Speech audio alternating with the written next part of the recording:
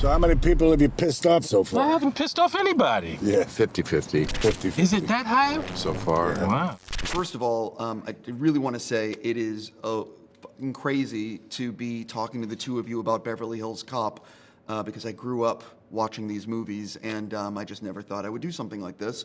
So I just want to say thank you for your work. Oh, Thank you. Pleasure. Thanks My for pleasure. enjoying it. So one of the things, I like throwing a curveball at the beginning, and one of the things I wanted to ask you both, because perhaps you don't know this, but early in your career, and very early in your career, you both did an episode of Wonder Woman. Did you know that? Yes. You did Wonder Woman?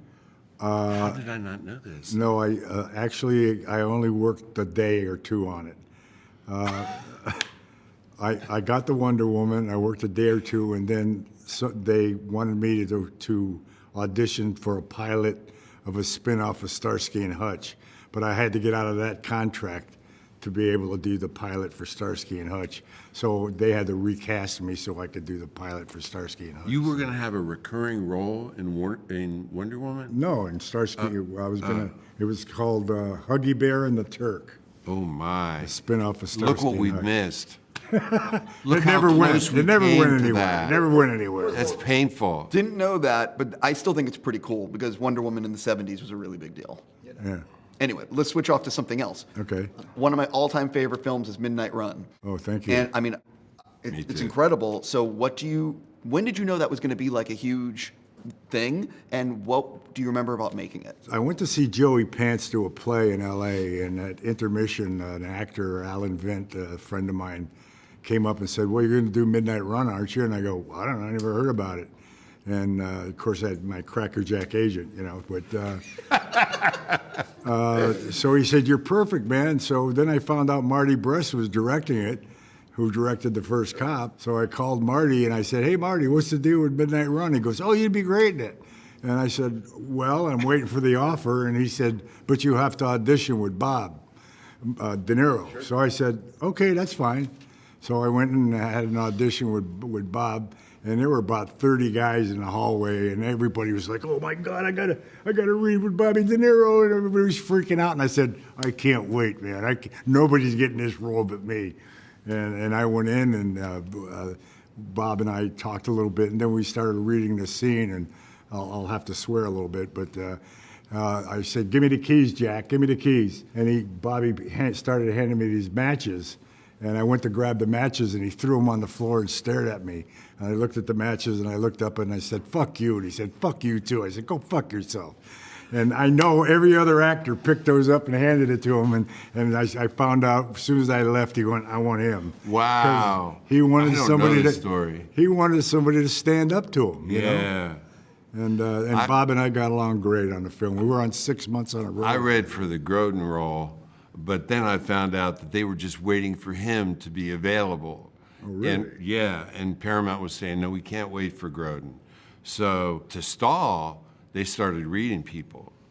And they even had Cher in there. I'm not. Right. I remember They that. had everybody in Hollywood reading for that role because they were stalling, waiting for Charles Grodin to be available. Yeah, well, that's when they moved it from Paramount to Universal, when they wanted to bring Cher, and Marty took it to Universal. Oh, wow. And originally, they wanted Richard Dreyfuss for Grodin's role. Oh, yeah, I can see And that. Dreyfuss turned it down to do Why? Moon Over Paramore.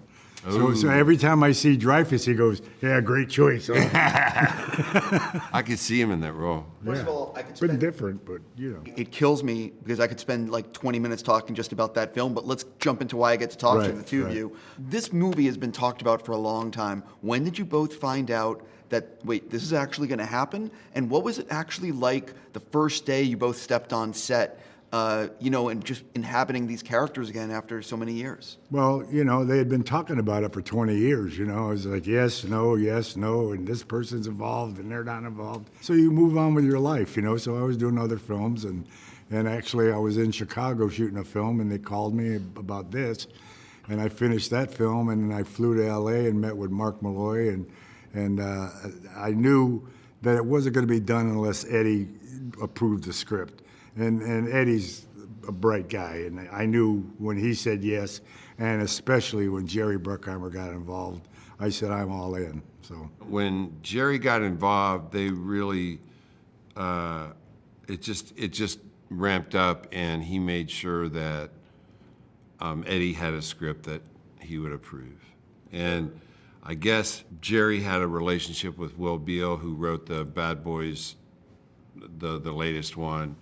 And I don't really know how that went down, but Will Beall is an ex-LAPD patrolman and detective, and that was in the script. You know, you could feel that sensibility. My last question for you guys. One of the things that I love about this movie is that there's no effing CGI fest. It's just a lot of practical, the helicopter thing, the action set piece on Wilshire Boulevard, the ending third act in the house. Like, it's real stuff. It's practical. Can you sort of talk about that and the fact that, you know, like they're really going for it with this? Yeah, we're happy about that. I don't want to talk about what's processed and what's not, but I thought that helicopter sequence was amazing. Yeah. There's a guy named Fred North. He is the greatest helicopter stunt pilot in the world. Nobody can touch him, and we had him. He's from France.